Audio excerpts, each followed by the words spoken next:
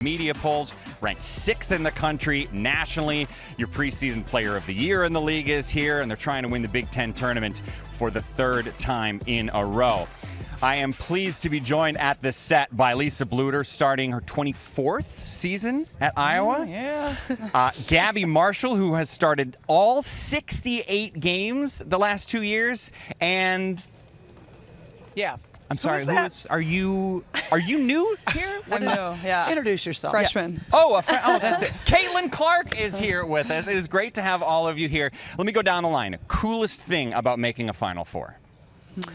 Ooh, I would say just all the things we got to experience in Dallas leading up to the game. It was day after day, thing after thing. It was just awesome. I'd say that was like one of the coolest things. Yeah, I would agree with Gabby. A lot of activities to do, a lot of gifting experiences. Other than that, just the way our fans traveled, it was absolutely incredible. Kind of took over the arena, and whether it felt like a lot of fans were just there to experience, whether they had a ticket to get into the game, they kind of just wanted to be in the environment. I think one of the coolest things was the red carpet entrance during the national championship game, where we got to walk in outside the arena to get inside, and our fans just packed the entire thing. People were on each other's shoulders. Just one of the coolest experiences for ourselves. Yeah, I would have to say the fans were amazing. Iowa Hawkeye fans are incredible. But I also like the police escorts. I got home and I wanted to hey, can you get me a police escort right now? Come on. She's not that special. Come on now. So this season, expectations are high. You got a ton of talent back on this roster. There is a big name who's not on the roster, though. Sinano is gone. How does that change things for this team this season? It really doesn't change a whole lot for us. It's just like we got to bring on the next person, right? And plus she wasn't that good. Well, she was overrated. And I keep telling people, don't compare our centers now to Monica. Just like when Monica was a freshman and sophomore, don't compare to Megan Gustafson, who was the National Player of the Year. So we are our own person, and don't compare her. Let her become great on her own schedule.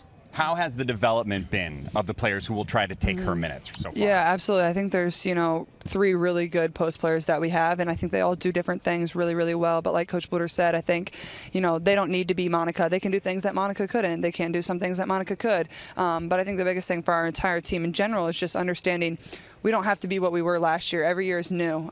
We don't want to be who we were last year. That's not fair to that last year's team. It's not fair to the girls that didn't play as much. This is a new experience.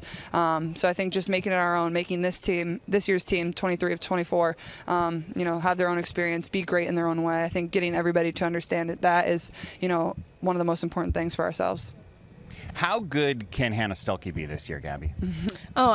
She was good last year, but just that jump from your freshman and sophomore year, you really need that. You really need that off season just to develop your game more, gain confidence. I think the biggest thing for her is going to be confidence, and that's going to come from Caitlin and I as 2 captains of this team, and as well as Kate.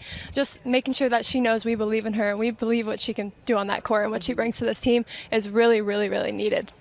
There's obviously so much attention on you, Caitlin, because of everything you do on the court, which is magical. But there are so many great players on your team who don't get talked about enough. How about that cat to your left right now? Let's talk about the end of the regular season when she was shooting like 90% from deep. What was it like watching that? I wanted to get Gabby the ball whenever I could. I think the biggest thing about Gabby was just her perseverance. Obviously, started off the season struggling a little bit, but she never hung her head. She came out and played really great defense every single game, and she gets the toughest assignment every time we take the floor, and it's something she accepts. She loves that challenge, but she understood we needed her to get hot, and I think the only bright spot when we went and played at Maryland and got beat was Gabby played really, really good. She shot the ball really well, and then she kind of took that the whole rest of the year, and for us, I think that was one of the biggest keys is Gabby was playing amazing. I don't think people realize how well she shot the ball. Our game in this building versus Maryland, she was the person that won us that game. She was incredible. Her shooting doesn't get enough credit. Her defense doesn't get enough credit. She's somebody that's not talked about enough, but has done a lot for this program, and now her 5th year. So I'm lucky to have a teammate like her, a friend like her. She's incredible. What was that run like when things started heating up for you in February and March? Obviously I went through a big slump, and the biggest thing for me was just not feeling sorry for myself and kind of doing something about it, letting my teammates pour into me, giving me that confidence that, I'm a great shooter, and they knew that, and I know that, and I think I needed that moment here in the Big Ten tournament just to kind of turn the switch and it was kind of a feeling of relief. Like, I'm helping the team in a way I know they need me going into this Final Four run. So, it was awesome to be hitting shots at the right time. We're all going to be together on Sunday for a really special event, the crossover at Kinnick. You're going to be playing DePaul outside in Kinnick Stadium.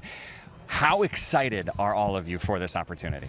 I'm excited because it kicks off women's basketball nationally. This will be the first televised women's basketball game. We're going to have 50,000 people there. We're going to play in front of more fans than any women's team has ever played in front of. And so it's really special that we get to work at a university that embraces this, that thinks outside of the box, and that wants to do something special. Yeah, I'm super excited. I think getting to watch Nebraska volleyball and what they did was just kind of, a little taste of what we're going to do. Yeah, but also I think, 50,000 people, that's basically 3 Carver Hawkeye arenas, more than that. And hopefully ticket numbers continue to grow as we approach Sunday. But also all the proceeds are going to the Children's Hospital, which is a big part of our university. And, student athletes always go over there and interact with the kids that are over there. So I think it's a really special experience, but also for a really great cause. So, go out there and play good basketball, but also enjoy it because, like we said, it's a historic moment.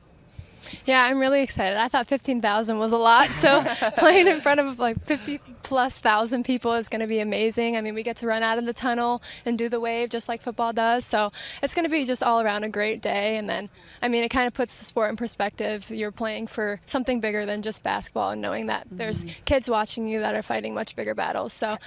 Have you guys talked to anyone? Nobody's really done this, but Tom Izzo's done an aircraft carrier game. I'm sure back in the day you guys played a bunch of games outside where wind had to be a factor. Have you guys talked to anyone about how to be ready for something like this? No. We really haven't, but our wrestling team had a game or a match against Oklahoma State in Kinnick about 5 years ago, and it went off beautifully, so why not us? Yeah.